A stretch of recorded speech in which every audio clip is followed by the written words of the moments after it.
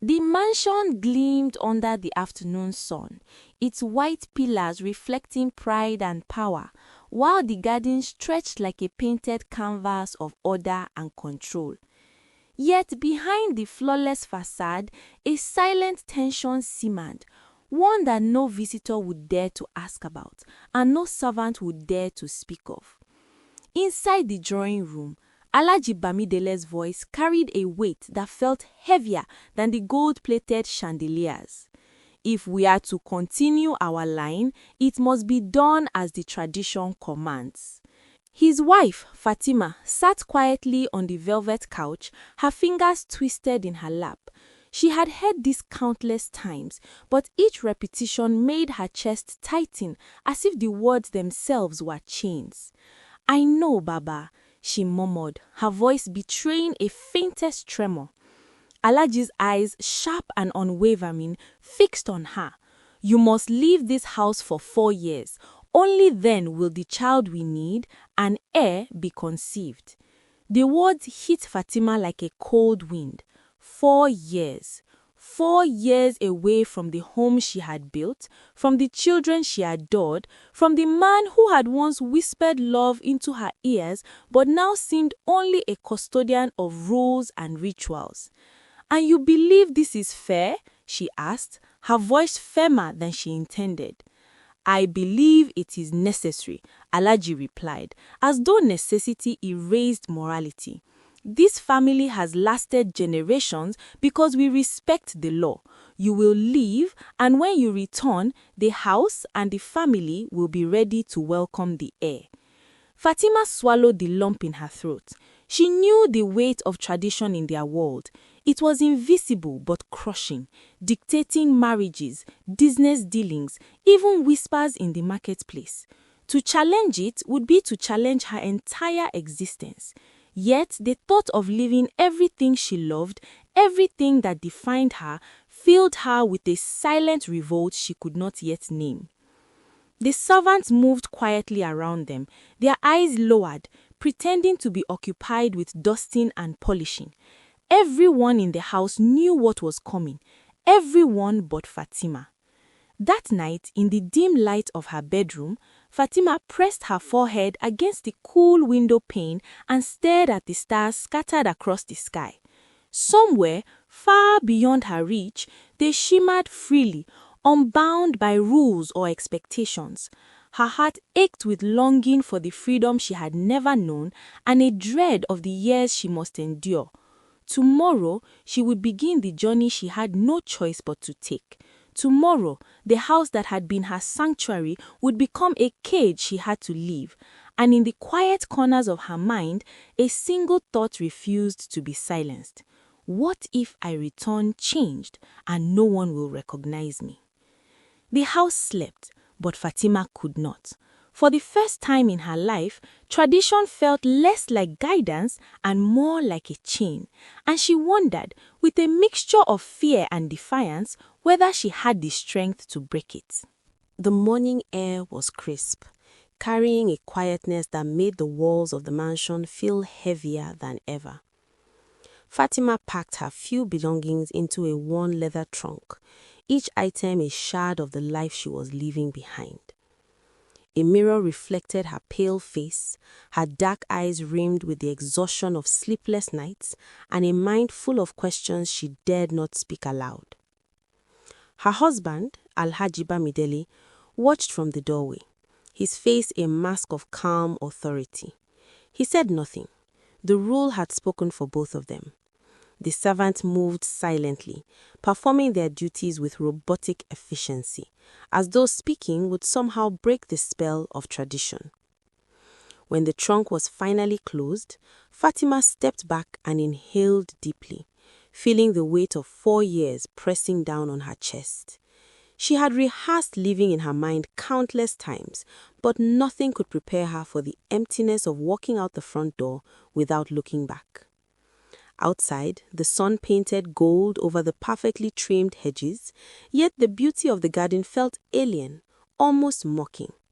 She climbed into the waiting car, the engine's hum a reminder that the world beyond her home awaited, indifferent to her pain. As the mansion receded from view, Fatima's mind drifted to the life she was leaving behind. The laughter of her nieces and nephews, the smell of the jasmine in the courtyard, the comfort of routines that had defined her for years. She tried to anchor herself with memories, but each one felt like sand slipping through her fingers. The city beyond the gates was loud and chaotic, full of colors and smells that overwhelmed her senses. Fatima had never ventured far from the mansion. The world outside was vast, unruly, and free, and terrifying. She realized how little she knew of it, and yet, for the first time, a spark of curiosity ignited in her chest. In the first weeks, she stayed in a modest apartment provided by her family, learning to navigate markets, buses, and the harshness of living independently. She met neighbors who treated her as a stranger rather than an heir or a daughter-in-law. Among them was Kemi, a woman with a sharp tongue and a softer heart, who offered friendship without judgment. "You'll learn," Kemi said one evening as they shared a small meal. "The world doesn't care who you are. You either swim or you sink." Fatima nodded, unsure if she had the strength to do either. Nights were the hardest. Alone in a room that smelled faintly of dust and city smoke, she cried, not just for the life she had lost, but for the uncertain one she had yet to find. Yet slowly, she discovered resilience. She learned to bargain at the market, to take the bus without fear, to laugh at jokes she didn't fully understand. She realized that the world outside was not cruel, only indifferent, and perhaps in its indifference there was a kind of freedom she had never known. 4 years loomed like a distant storm, and Fatima understood that when the time came to return, she would not be the same woman who had left the mansion. She would carry the lessons, the scars, and the small victories of the world beyond the gates. The question was whether the house she had left behind and the man she had once loved would recognize her at all. For now, she walked the streets with a tentative step, a heart heavy yet beating, learning that living could be both exile and awakening. Fatima had been gone for months, yet the city still felt like a vast, breathing creature she was only beginning to understand. The streets pulsed with life, honking cars, hawkers calling out, children chasing one another through puddles after the rain. It was messy, chaotic, and exhilarating in a way she had never experienced inside the carefully manicured walls of her family mansion. She had found work in a small publishing house, an opportunity that allowed her to earn her own money and, more importantly, reclaim a sense of agency she had never known she needed. The office was cramped and noisy, but she loved the smell of paper and ink, the hum of conversation, and the way ideas moved through the room. Here, she was not the obedient daughter-in-law or the future bearer of an heir. Here, she was simply Fatima. Her colleagues were curious about her at first, her soft-spoken ways, her elegance that seemed out of place in the bustling city. But over time, they accepted her, teased her, challenged her. Fatima discovered a sharpness in herself she had never acknowledged, a wit that could land a punchline, a patience for negotiation, a resilience for obstacles that would have once broken her. Outside of work, she began exploring neighborhoods she had never seen, tasting foods she had once considered exotic, dancing at local clubs where music thumped through her veins and chased away the quiet despair she sometimes felt at night. She realized that she was building a new life, piece by piece, brick by brick, away from the expectations that had chained her. Yet, even in the thrill of independence, memories of the mansion lingered. Sometimes she dreamed of the grand halls, the quiet footsteps of the servants, the measured gaze of Alhaji Bamidele. She wondered what had become of him, whether he missed her, whether he had replaced her, whether the house felt emptier without her presence.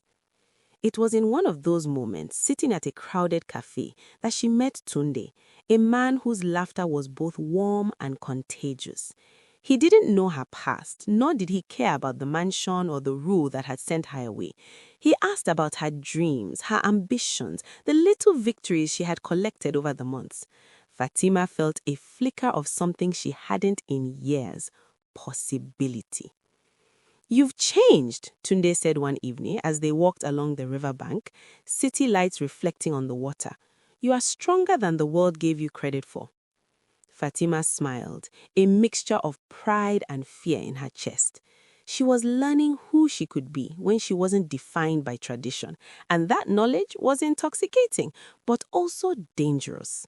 4 years still stretched ahead of her, a countdown ticking quietly in the background, reminding her that eventually she would have to return.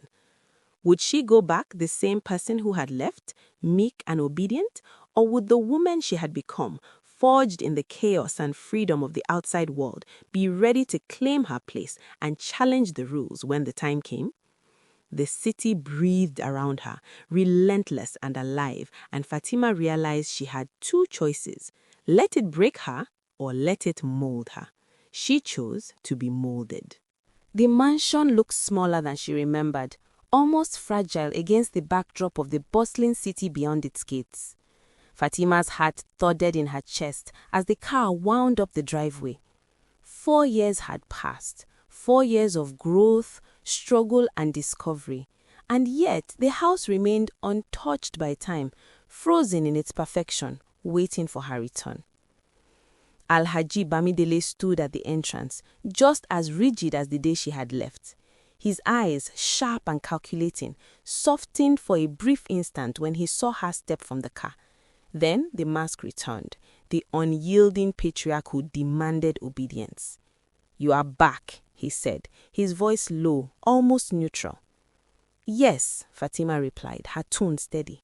She carried herself differently now, shoulders squared, eyes bright with the confidence of a woman who had learned the world could not break her.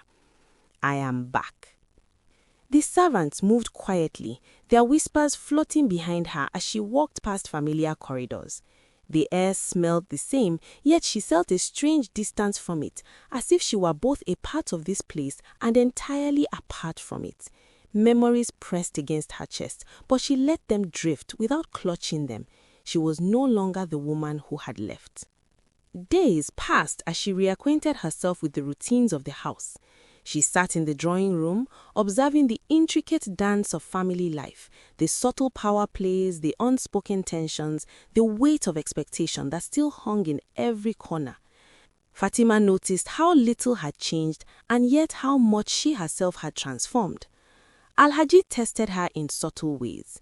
A conversation about the family's legacy, a discussion about an upcoming gathering, even a question about the household accounts. Each was a measure of the woman she had become. Fatima responded with grace and quiet authority, her answers measured but confident. She realized she no longer needed approval, she needed respect. Then came the day of reckoning. The family gathered in the grand hall, eyes fixed on her. The law, the tradition that had sent her away, demanded proof that she could now fulfill her role. Fatima felt the weight of centuries pressing down, but she also felt something new: power. Not the power of obedience, but the power of choice. She looked at Alhaji, the man who had been her jailer and her guide, and said, "I have returned. I am ready. Not because tradition commands it, but because I am ready in my own right." A hush fell over the room. Some gasped, others whispered, but all eyes remained on her. In that moment, Fatima understood that the heir the house sought was more than a child. It was the continuation of authority, wisdom, and resilience. And perhaps the legacy she now embodied could reshape the rules themselves. Alhaji studied her, the lines of his face deepening as if he were trying to read her soul. Slowly, he nodded. "You have changed," he admitted, almost reluctantly. "We will see if the family is ready for what you bring."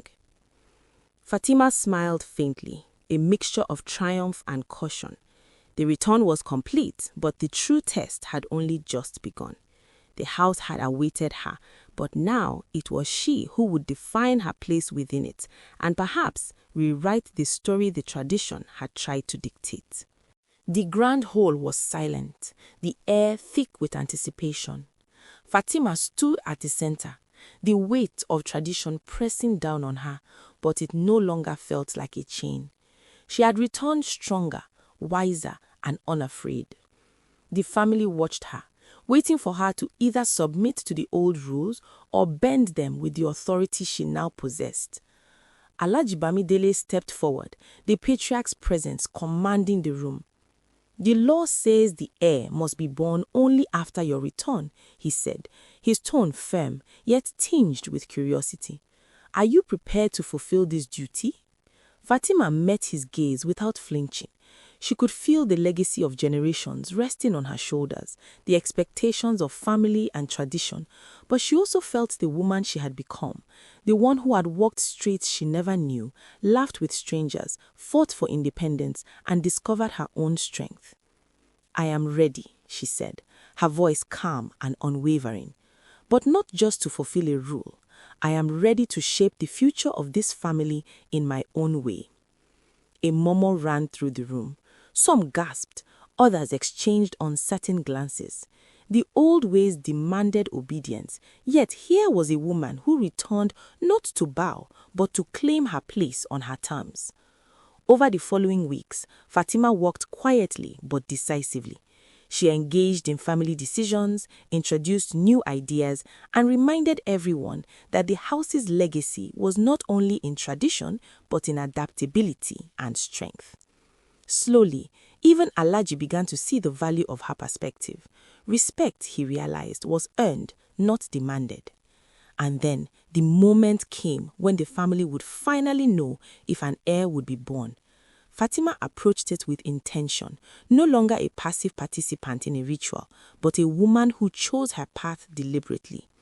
The result, when it came, was not just a child. It was the affirmation that life could honor tradition while embracing change, that legacy could grow stronger when nurtured by choice and courage.